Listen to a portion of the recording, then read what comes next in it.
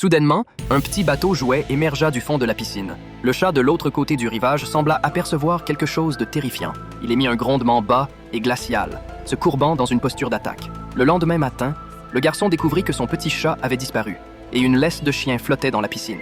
Marie tenta de rassurer son fils en lui disant que le chat était probablement allé jouer et qu'il reviendrait peut-être le soir. Ce qui étonna Jack, c'est qu'il remarqua que la blessure à sa main était complètement guérie, sans aucune cicatrice visible. Il se perdit dans ses pensées en regardant la piscine à l'extérieur. Se pourrait-il que cette piscine ait vraiment des effets miraculeux sur la peau, comme le disait l'expert? L'après-midi même, Jack suivit les conseils de sa femme et, avec son fils, installa une couverture sur la piscine. Tard dans la nuit, Marie fut soudainement réveillée par un cauchemar. Ce qui était étrange, c'était que son mari avait disparu en pleine nuit.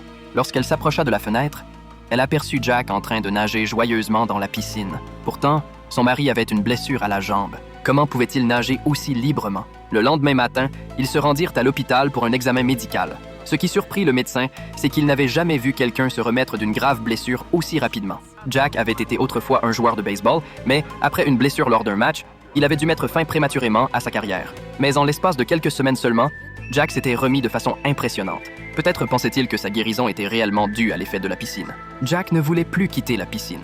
Dès qu'il en avait l'occasion, il y allait pour nager quelques longueurs. Ce jour-là, en début d'après-midi, le garçon se rendit seul à la piscine pour jouer. Mais, alors qu'il plongeait pour ramasser des pièces de monnaie, il entendit soudain une voix de fille qui lui disait bonjour.